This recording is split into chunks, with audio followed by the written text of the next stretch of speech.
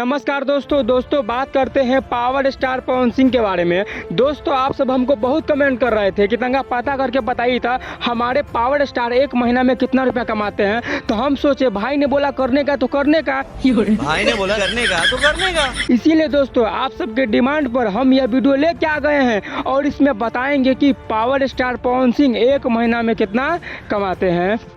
चलो भाई देखो अपने क्या करते हैं। दोस्तों सबसे पहले बात करते हैं पवन सिंह अपने गाना से कितना रुपया कमाते हैं। दोस्तों पावर स्टार पवन सिंह एक महीना में कम से कम 2 से 3 गो गाना रिलीज करते हैं, लेकिन यह तीनों गाना इतना ज्यादा हिट होता है कि खेसारी लाल यादव इस तीनों गाना से कम एक महीना में 4 करोड़ रुपया कमा लेते हैं सिर्फ और सिर्फ गाना से। तो दोस्तों बात करते हैं पवन सिंह अपने फिल्म से कितना कमाते हैं। दोस्तों पावर स्टार पवन सिंह कम से कम महीना में एक फिल्म निकाल देते हैं और दोस्तों अगर फिल्म हिट हो गया तो पावर स्टार पवन सिंह एक महीना में एक फिल्म से कम 30 करोड़ रुपया कमाते हैं। तो दोस्तों गाना और फिल्म दोनों को जोड़ लीजिए और आप खुद से पता कर सकते हैं कि पावर स्टार पवन सिंह एक महीना में कितने रुपया कमाते हैं।